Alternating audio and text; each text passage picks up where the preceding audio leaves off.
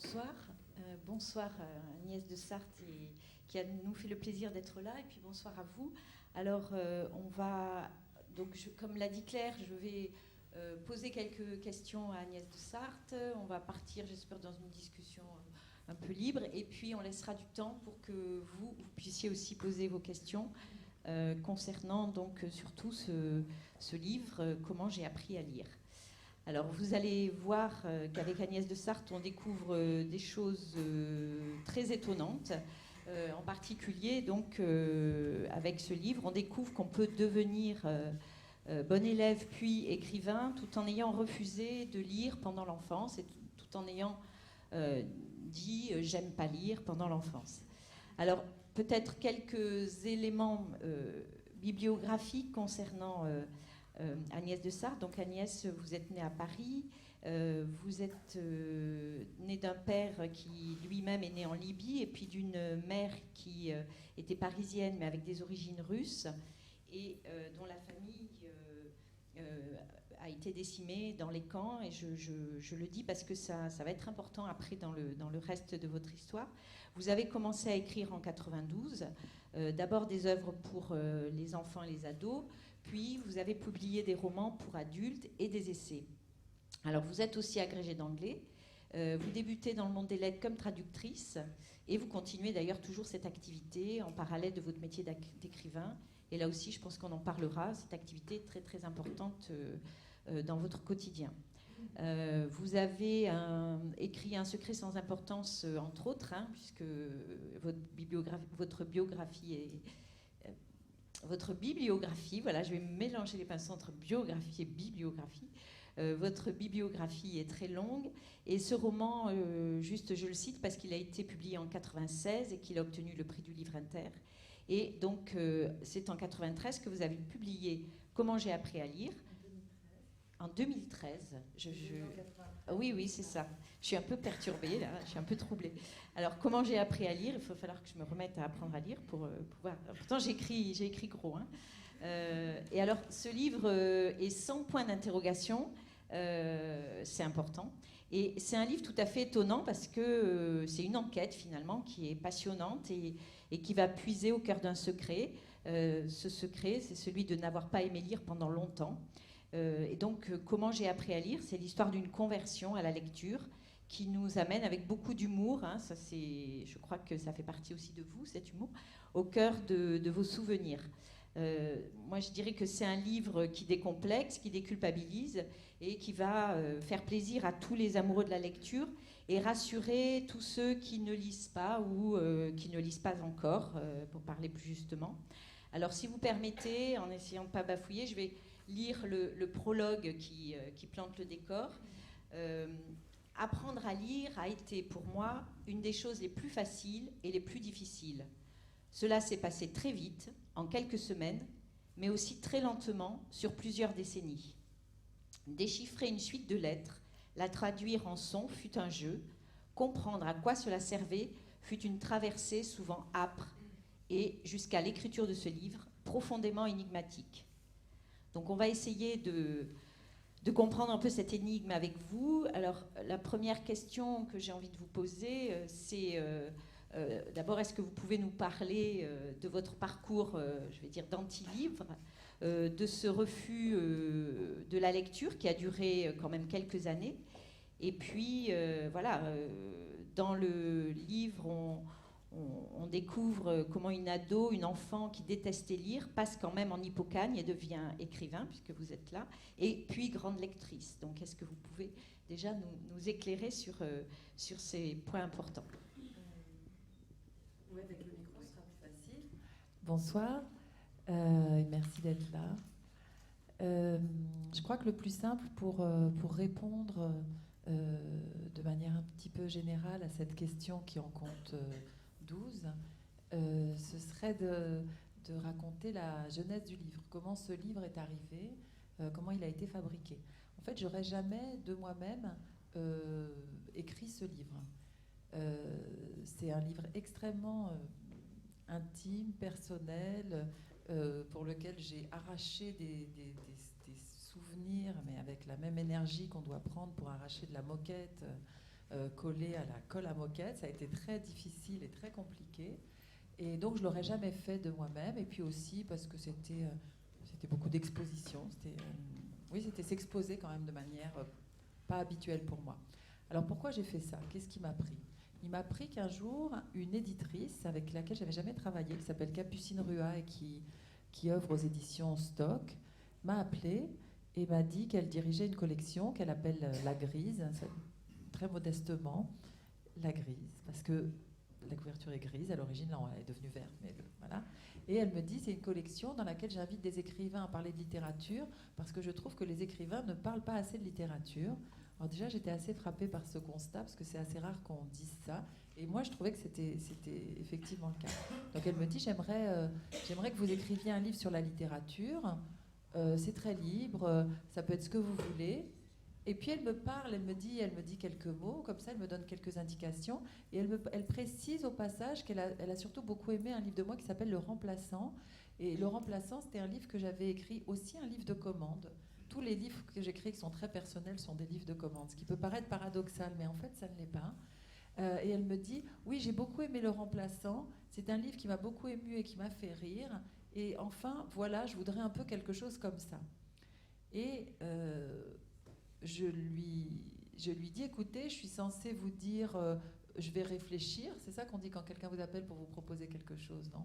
Donc je lui dis, mais je ne vais pas réfléchir, je vais vous dire oui tout de suite, parce que je vois exactement le livre que je vais écrire. Et donc elle était enchantée, et moi aussi, et puis j'ai raccroché, et là, le livre que je voulais écrire m'a complètement échappé. Je me dis, mais qu'est-ce qui m'a pris de lui dire ça? Comment ça, je sais exactement le livre que je vais écrire? D'abord, je ne sais jamais quel livre je vais écrire avant de le commencer. Et en plus, je crois que j'avais une sorte de vision quand elle m'a parlé, et bon, à peine sa voix évanouie, je ne savais plus ce que je voulais faire. Ce que je savais quand même, c'était, elle m'avait dit, un livre. Vous êtes un écrivain, vous allez parler de littérature. Et j'avais eu une image, une image qui m'avait horrifiée. C'était l'écrivain qui prend une posture un peu surplombante comme ça sur les lecteurs et qui fait « Je vais vous expliquer ce que c'est que la littérature, alors au XVIIe siècle ». Et là, ça, je savais que je ne voulais pas faire ça. Et c'était comme une image repoussoire qui m'aidait à savoir ce que je voulais faire. Donc je me suis dit qu'en fait, j'ai renversé, c'est comme si c'était une image que j'avais retournée, et je me suis dit, en fait, moi, je ne veux pas être l'écrivain qui parle au lecteur, je veux être le lecteur. Le lecteur surplombé par la littérature. C'est dans cette position-là que je veux être, et c'est de cette position que je veux parler. Donc ça, c'était le préalable. Ensuite, je me suis dit donc, je vais parler de la lecture, et ça me paraissait évident, puisque moi, je passe ma vie à lire. C'est-à-dire que je lis, je n'ai jamais compté combien de livres je lis par mois, par semaine, par an, mais disons énormément. Voilà, ce chiffre qui n'existe pas vraiment, on va dire énormément. Et donc je m'étais dit, ça va être très facile, je vais juste parler de ma lecture. Et puis tout à coup m'est revenu à l'esprit, mais enfin, comment tu vas faire pour parler de la lecture, puisque petite, tu n'aimais pas lire. Mais j'avais complètement oublié, moi, cette histoire. C'était comme une préhistoire. Parce que j'aimais tellement lire que je ne pouvais plus me représenter ce que c'était. Mais j'étais bien obligée de m'avouer que à zéro, on ne lit pas. Mais quoi que certains bébés aiment les livres. De toute petite, de 5 ans à 17 ans, j'avais absolument pas lu. Et non seulement je ne lisais pas, mais c'était une attitude militante de ma part. C'est-à-dire que je pouvais brandir le poing en disant non, je ne lirai pas, ça ne passera pas par moi. C'était comme une infection pour moi, la lecture. Et donc, tout à coup, je me suis retrouvée moi-même confrontée à moi, lectrice, et je me suis dit, surtout à cette non-lectrice, et je me dis, mais c'est qui cette personne, cette non-lectrice que j'ai été? Et là, c'était devenu un sujet tellement étranger que bien qu'étant contenu dans ma vie et dans mes propres souvenirs, je me suis dit, il faut que j'enquête sur ce mystère. Qu'est-ce qui m'a pris et qu'est-ce qui me prend maintenant de lire? Et donc j'ai cheminé sans vraiment savoir ce que j'allais trouver. Il n'y avait absolument rien de prémédité. Je me suis juste dit qu'il serait important d'arriver à recoller les morceaux de ce puzzle pour créer l'image de la lectrice réelle que je suis. Et donc j'ai cheminé sans avoir aucun plan. Je me mettais volontairement à ma table de travail sans savoir à l'avance ce que j'allais écrire. C'est-à-dire que je réfléchissais, je ne sais pas, même pas... Parfois, quand vous allez vous mettre à écrire, vous mettez un peu en condition, vous 5-10 minutes avant, vous laissez un peu votre esprit vaguer, vous dites « Ah oui, non, j'en étais là hier, donc ce serait pas mal d'aller vers tel thème, etc. » Là, c'était... je ne réfléchissais pas, je m'asseyais et tout de suite j'écrivais parce que je savais je me suis rendu compte très vite qu'il y avait des choses qui allaient me surprendre, des choses brûlantes et que je ne voulais absolument rien filtrer. J'avais l'impression que l'enquête, elle allait être, qu'il y avait un devoir de vérité et que ce devoir de vérité n'allait pouvoir être accompli que s'il n'y avait pas de censure. Et pour qu'il n'y ait pas de censure, il faut qu'il n'y ait pas de préparation. Parce que un instant de préparation et tout de suite vous tordez les choses. Tout de suite vous les embellissez, tout de suite vous en faites quelque chose d'attirant, je sais pas quoi. Moi je voulais que ce soit brut. Peut-être ce qu'on avait pensé, c'est que Agnès de Sarthe pouvait lire aussi quelques passages de son livre. Et là, ce que vous dites me fait penser à ce passage sur votre découverte des malheurs de Sophie avec votre nounou. Ouais. Et je trouve que ça illustre bien ce que vous dites. Merci.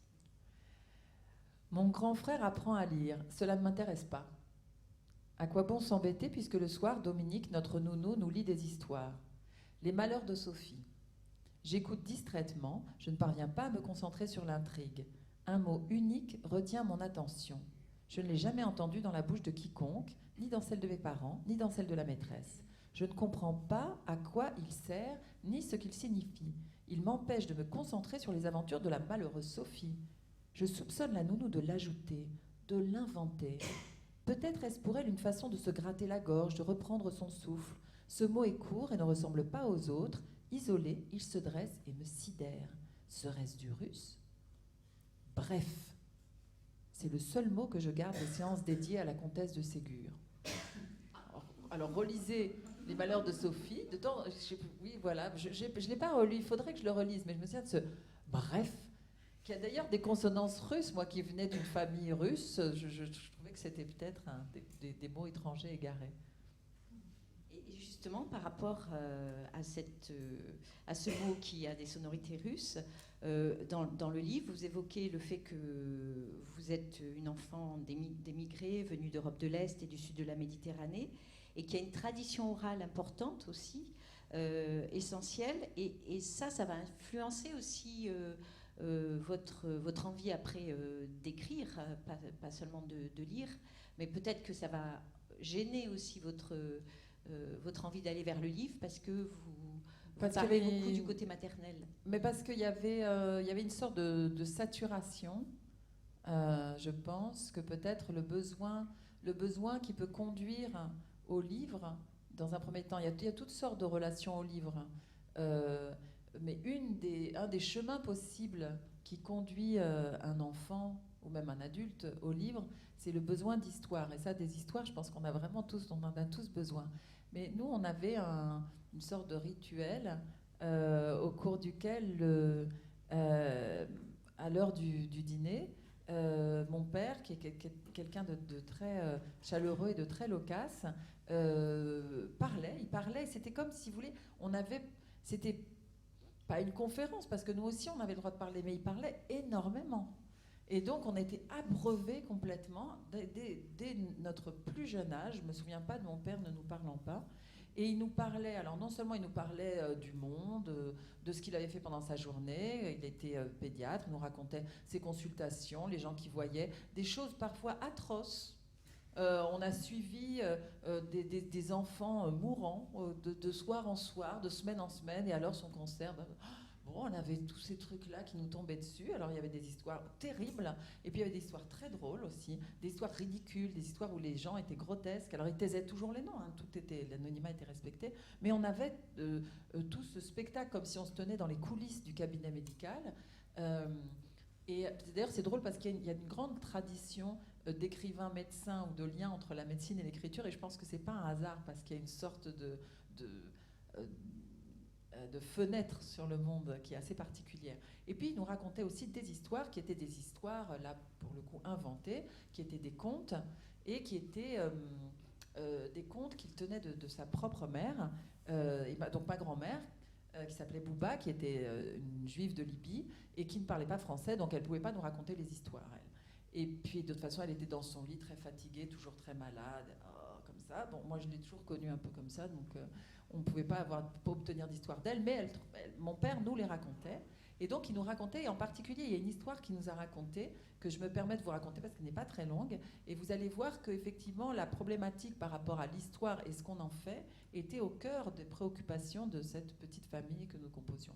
Donc, l'histoire, elle est très simple. Cette histoire s'appelle Petite Mère Labou. Alors, c'est l'histoire d'une femme, une mère de famille, qui a sa vie de mère de famille très répétitive, très lassante. Elle fait des lessives, elle fait le marché, elle prépare les repas, elle lave la maison, elle la range. Après, tout le monde vient, la dérange, mange ce qu'elle a fait à manger, ressalit tout. Il faut recommencer éternellement. Et donc, bon, c'est pas très spécialement épanouissant. Et puis jusqu'au jour où elle décide, on ne sait pas très bien comment, de se fabriquer une petite poupée en terre, donc qu'elle appelle Petite Mère Labou.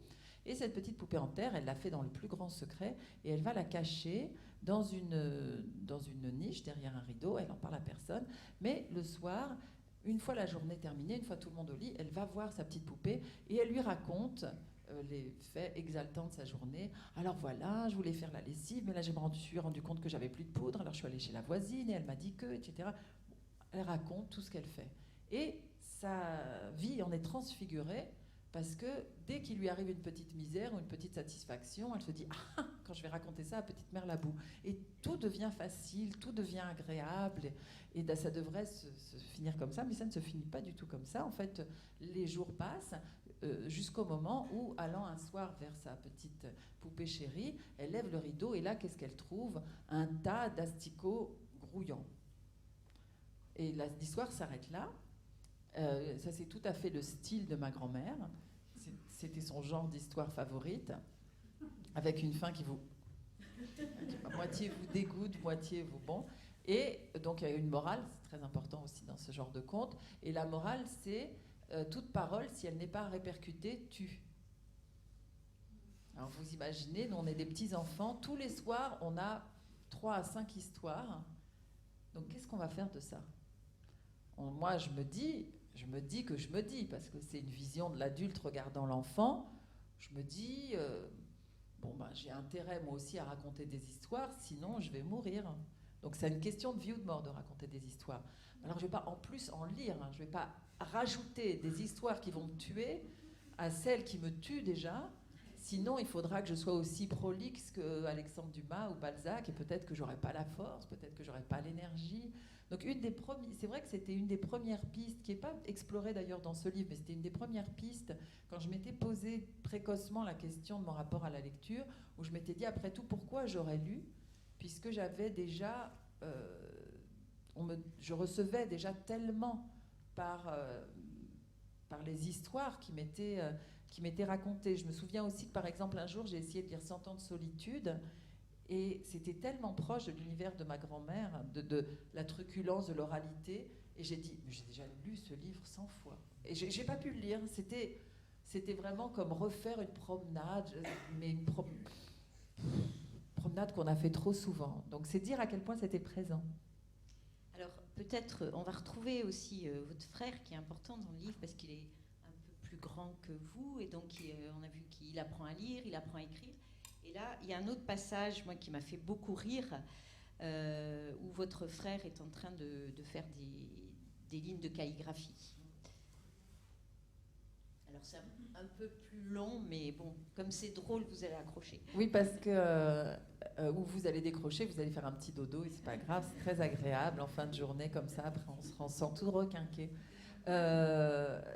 Oui, parce que en fait, je parle de l'apprentissage, enfin l'apprentissage de la lecture et l'apprentissage de l'écriture.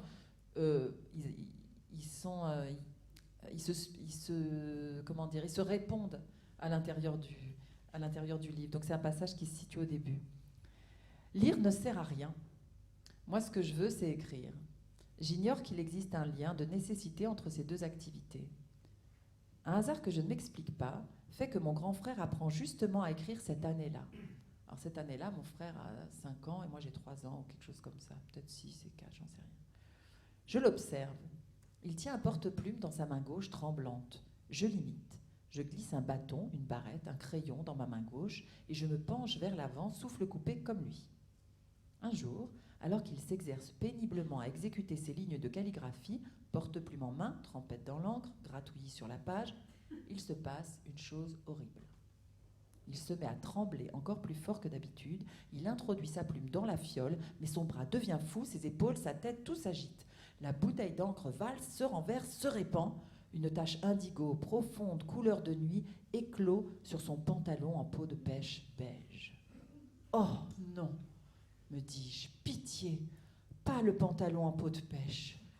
Une matière que je m'imagine très fragile et très coûteuse. Combien de pêches a-t-on épluché pour fabriquer un pantalon entier taille 8 ans? Mon grand frère est très grand, ma mère l'habite toujours avec 2 voire 3 années de plus. Combien de fruits ont succombé pour tisser cette matière qui imite à en donner la chair de poule, la peau de nos propres corps? Il est fichu, me dis-je. Il a fait une énorme bêtise. Il a taché son pantalon. Je reste fascinée par l'indébilité patente de cette large fleur sombre. Pendant ce temps-là, mon frère, qui est tombé à la renverse, se tortille sur le sol. Cela ne lui ressemble pas. C'est un garçon calme et sage, raisonnable, très, très, très intelligent. Si intelligent qu'il a sauté une classe. L'écriture, me dis-je, est une chose dangereuse. Alors, peut-être aussi, il y a quelque chose que vous évoquez dans ce livre et qui est extrêmement important, c'est votre entrée brutale et je vais dire un peu mystérieuse dans l'école des garçons, alors que, enfin vous allez nous raconter, parce que vous avez démarré votre CP dans l'école de filles, et puis vous dites que brutalement on vous a accompagné dans l'école, dans la partie école de garçons, et que ça aussi, ça a sans doute eu un impact sur votre entrée ou votre non-entrée dans la lecture. Parce qu'en fait, c'est vraiment une enquête chronologique, c'est-à-dire que le livre commence, j'ai 18 mois, et j'essaye de voir ce qui se passe, à quel moment il y a eu un problème, pourquoi je ne me suis pas mise à lire. Et donc, j'étudie chaque moment critique, chaque moment crucial. Alors je me dis, bon, on va aller regarder ce qui se passe à mon entrée en CP. Et là, je me souviens, mais je n'ai pas de solution, ça fait partie des énigmes pour lesquelles je n'ai pas de solution. Je me souviens de mon premier jour de CP, donc j'arrive dans ma classe, c'est l'école primaire, l'école de filles de la rue Génère, dans le 13e arrondissement à Paris. Je ne comprends pas grand-chose à ce qui se passe, comme tous les enfants quand ils débarquent dans un lieu nouveau. Je trouve que les odeurs sont bizarres, c'est grand, je connais personne. Et la maîtresse nous dit, on va colorier un rond en rouge. Moi, je suis atterrée par la médiocrité de la consigne. Du coloriage, on en fait depuis des années en maternelle. J'estime qu'on a atteint un niveau qu'on ne dépassera plus jamais. Et donc, je commence à colorier mon rond. Et puis, elle dit, attention, il ne faut pas dépasser. Merci, madame. Bon. Et elle dit, et surtout, il faut colorier toujours dans le même sens, car vous serez jugé à l'uniformité. Et là, je me dis, oh, alors ça, par contre, colorier toujours dans le même sens. Bon, alors je vois que j'ai colorié n'importe dans tous les sens, et je me dis non, mais en fait, je vais tout repasser, repasser. Et bien sûr, j'ai 10 sur 10, et je me dis, mais c'est ça l'école. D'abord, je me dis, j'ai pas du tout fait ce qu'elle a dit. Elle a dit qu'il fallait toujours colorier dans le même sens. Moi, j'ai colorié dans tous les sens, et j'ai quand même 10, donc c'est quoi cette arnaque? Et puis surtout, je me dis, mais c'est ça l'école primaire. Moi, j'attendais quand même quelque chose d'un peu... Et puis, pif, pouf, le lendemain, je me retrouve à l'école de garçons. Alors pourtant, j'ai rien dit, j'ai pas manifesté mon désaccord avec les méthodes pédagogiques, je me suis pas levée sur ma chaise en disant « Enfin, c'est inadmissible, cette école et tout », non, rien. Le lendemain, école de garçons, c'était la première année de la mixité. Alors peut-être qu'ils savaient pas trop comment on faisait pour mélanger les filles et les garçons, ils se disaient peut-être qu'il faut les mettre ensemble, il faut en mettre 2 dans un tas de 10, je sais pas très bien. Peut-être qu'ils se sont dit on commence premier jour, mais toutes les filles d'un côté, tous les garçons de l'autre, et petit à petit, on les mélange. J'ai aucune idée de ce qu'ils ont fabriqué. Les écoles étaient mitoyennes, mais le lendemain, en tout cas, j'étais à l'école de garçons. Et là, l'école de garçons, c'était horrible. Parce que, alors, bon, certes, il y avait un livre de lecture, il y avait les lettres au tableau, il y avait la maîtresse qui nous apprenait à lire et à écrire, mais il y avait les garçons. Et ça c'est horrible. C'est une sale engeance. Parce que quand vous êtes 4 filles, parce qu'on n'était que 4, 4 c'est sur du CP au CM2.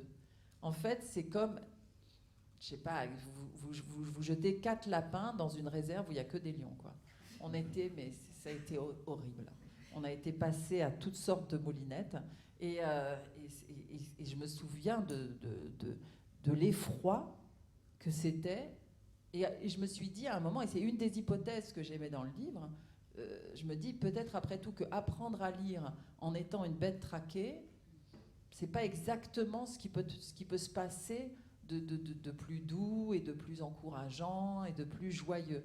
Donc ça fait partie des hypothèses. En fait, le livre va d'hypothèse en hypothèse sans jamais résoudre vraiment. Après, moi, je sais même pas si en terminant le livre, j'aurais pu choisir. Je ne choisis pas, je propose. Voilà ce qui a pu se passer. Voilà ce qui a pu se passer. Je regarde les moments où ça s'est mal passé.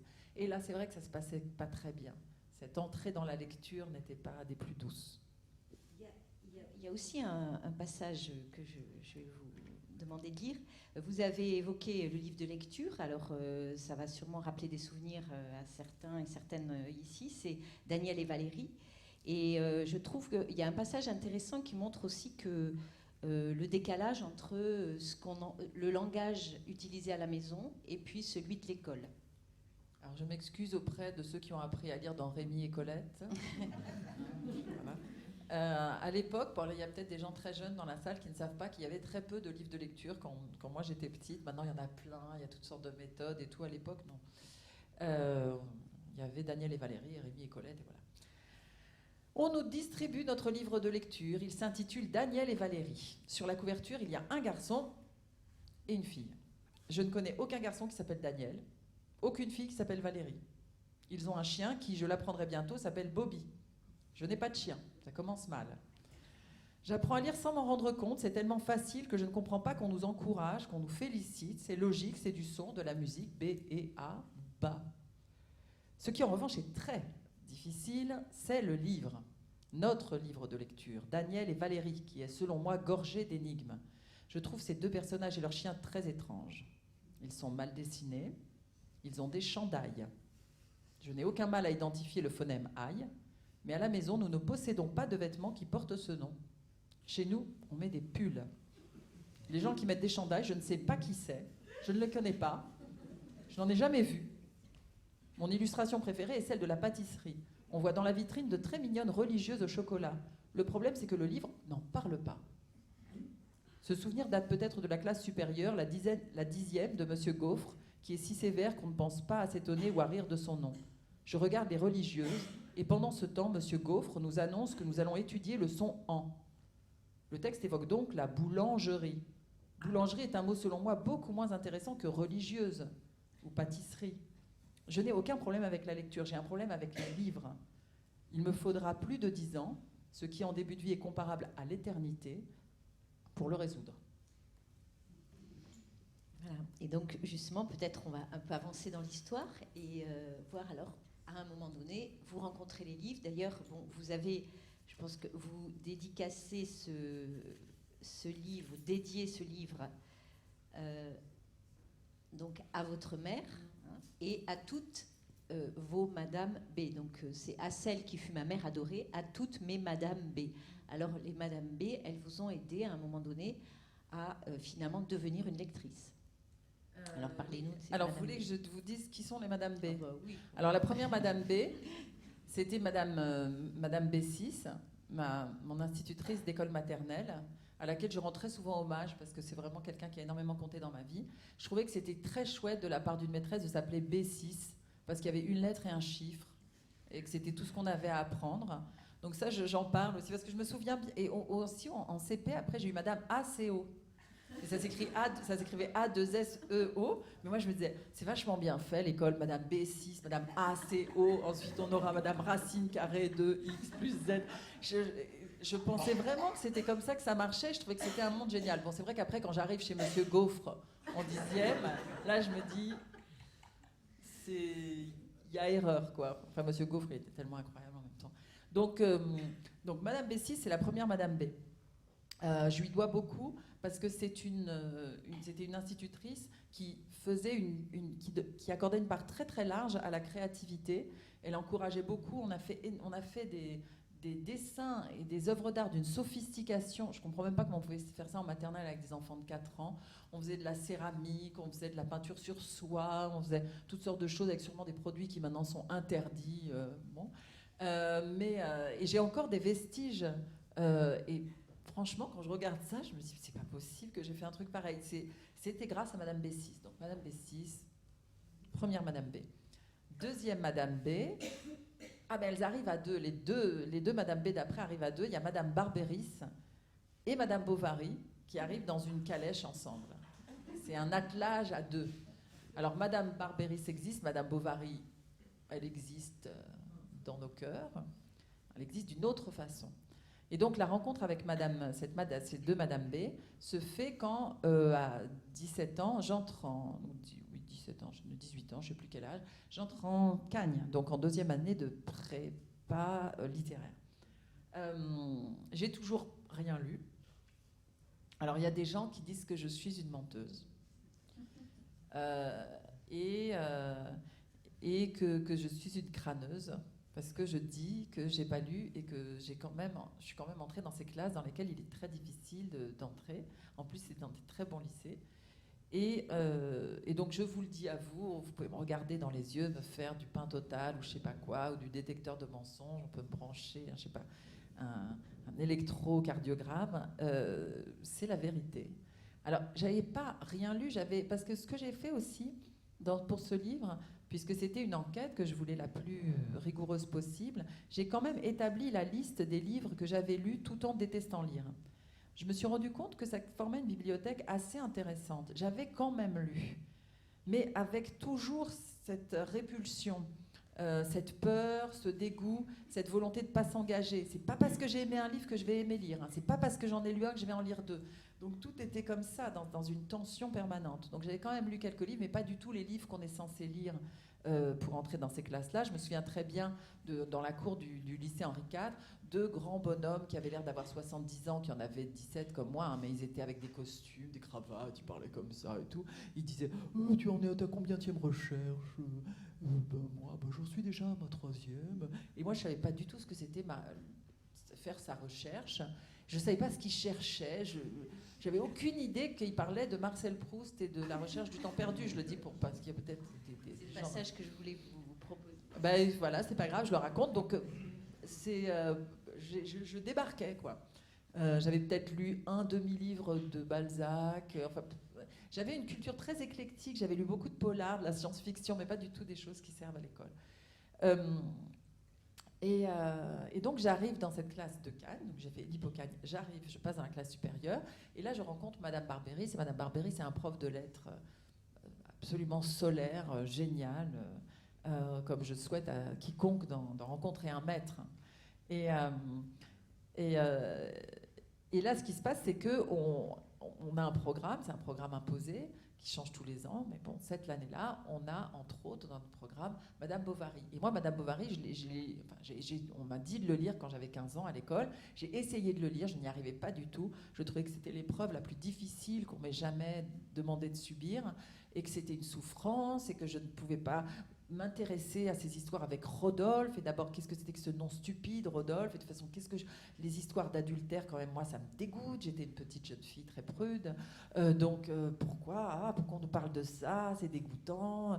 Et puis, d'ailleurs, je m'en fiche. Tout ça, c'est des vieux. Bon. Ça n'avait pas pris. Ça n'avait pas marché. Et donc, je me retrouve avec Madame Bovary. Je me dis, oh là là, je vais devoir le lire. Cette fois-ci, je vais peut-être devoir le lire pour de vrai. Et en fait, ça se passe très bien parce que Madame Bovary, non, Madame Barberis, notre professeure, donc Madame B, nous présente Madame B, l'autre Madame B, et le premier cours qu'elle nous donne, et en fait, c'est là pour moi que le déclic se passe. C'est un cours dans lequel elle nous invite à lire la description de la casquette de Charles Bovary. Et donc pour ceux qui ont lu le livre, ça vous rappellera des souvenirs. Pour les autres, je raconte. Donc Charles Bovary, c'est le mari d'Emma, et c'est un être ridicule, grotesque, pathétique. Et la première fois qu'on le rencontre, il a une casquette. Il est un jeune garçon au pensionnat. Et on décrit sa casquette, et sa casquette, moi quand j'avais lu le livre, j'avais vu, il avait une casquette, ouais ok, il y a une description, je saute, ça sert à rien. Donc, parce que je disais comme ça, hein, comme les gens qui n'aiment pas lire en fait, en essayant de m'échapper du livre par toutes les petites portes, par toutes les fenêtres. Puis là, il nous dit non, on va prendre cette description, on va travailler que sur ce passage, c'est pas très long, ça fait quelques lignes. Et là, il dit bon, alors voilà, on a la description d'une casquette, on va, si vous voulez bien, la dessiner ensemble. Donc, comme si je retournais à l'école de filles en CP, moi, on me dit de faire du dessin en cagne. Et elle dit, bon, alors, qu'est-ce qu'il y a dans cette casquette? Donc, nous avons un tour, un boudin, un bord, une visière, des rabats, etc. Et elle nous montre, et donc on se met dans l'état où on serait si on dessinait. Donc, vraiment, on étudie chaque... Mais ça, est-ce que c'est au-dessus? Est-ce que c'est en dessous? Etc. Et au bout de sa démonstration, elle nous montre que cet objet qui est décrit avec la plus grande minutie est un objet comme un objet surréaliste, un objet qu'aurait pu fabriquer André Breton ou je ne sais pas qui. Ça n'existe pas. C'est une création de papier, mais ça n'est pas du réel, c'est autre chose, il y a une autre fabrication. Et là, moi, je tombe de ma chaise, pratiquement. C'est-à-dire, je me dis, mais alors toutes ces années, bon, on m'a dit le roman du 19e, c'est le roman réaliste, et moi, c'est vrai que je cherchais la réalité dans ces livres et je ne la trouvais pas. Je ne comprenais pas ce qu'on était censé, le lien entre le monde et le livre. Et elle me disait, c'est pas un lien, c'est pas... on ne vous montre pas le monde, c'est une fabrication. Et la fabrication, c'est l'élaboration. Et l'élaboration, c'est un travail. Et c'est un travail poétique. Et c'est très complexe. Et c'est très amusant. Et c'est très libre. Et tout est possible dedans. Vous pouvez, par exemple, dans un livre, fabriquer cet objet qui ne peut exister nulle part ailleurs. Et à ce moment-là, cette parole qu'elle a, et puis cette façon de décrire ce qu'est le travail de l'écrivain, ça me fait passer comme si j'avais été dans la salle et ça me faisait passer dans la coulisse. Je comprenais ce que c'était qu'un écrivain.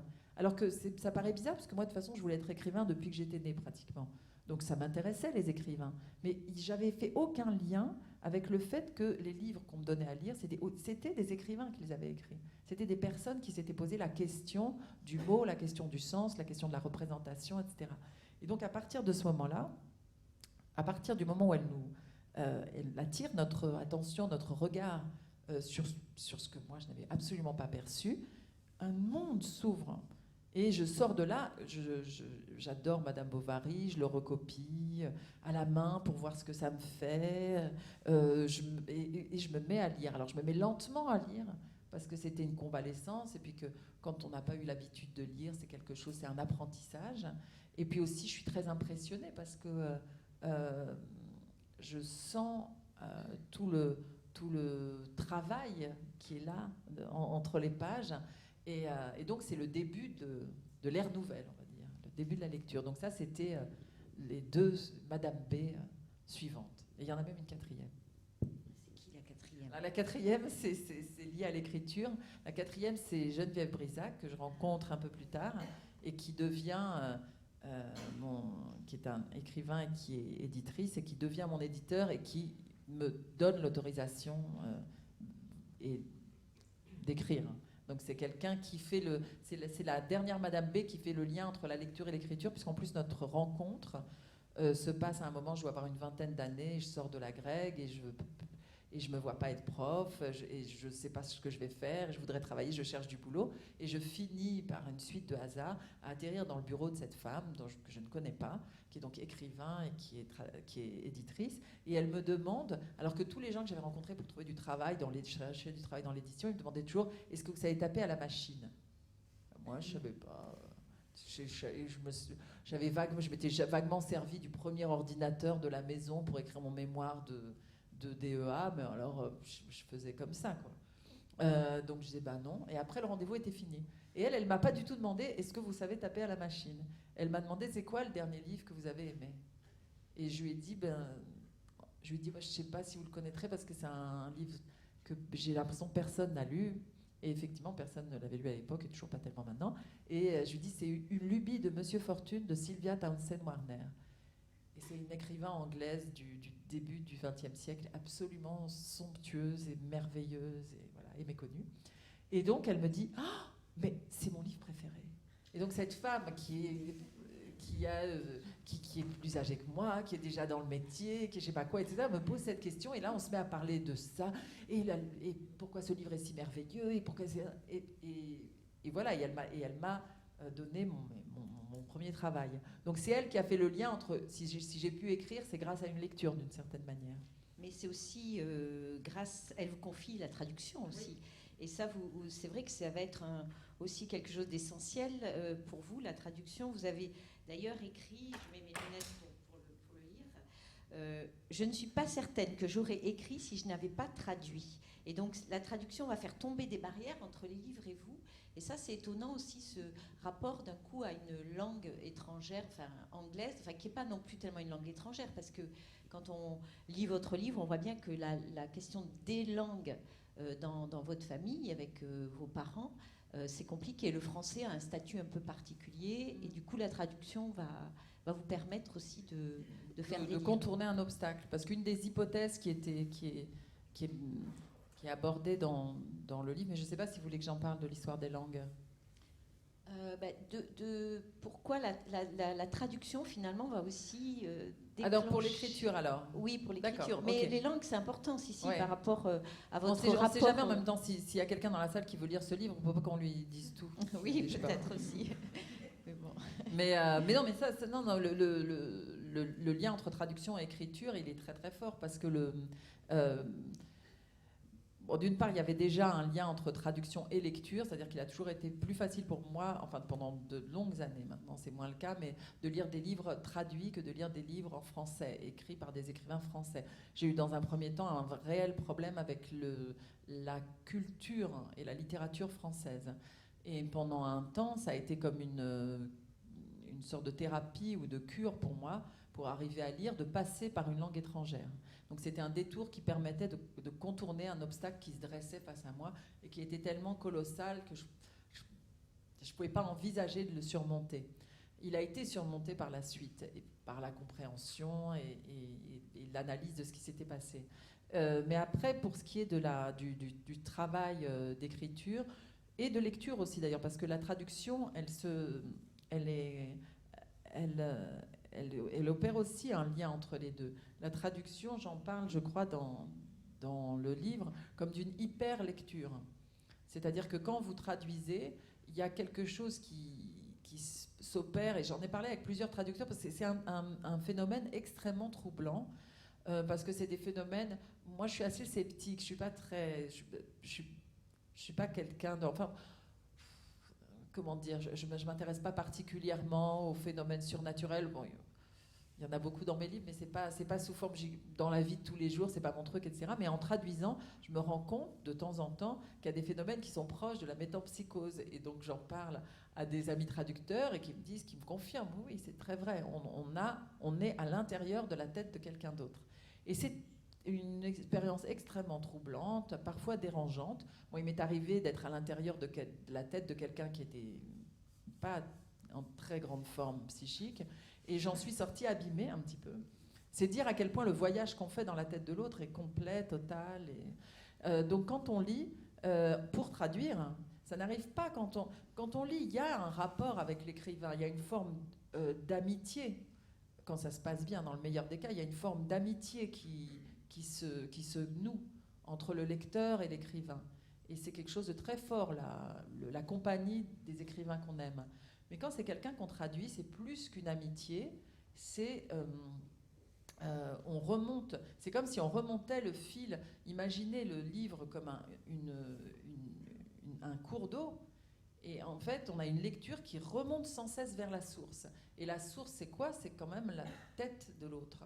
Et donc, on se retrouve à être en contact avec on ne pourrait pas forcément les nommer très précisément, mais on en a la sensation des émotions infantiles, des peurs, des tabous, des choses vraiment incroyablement intimes.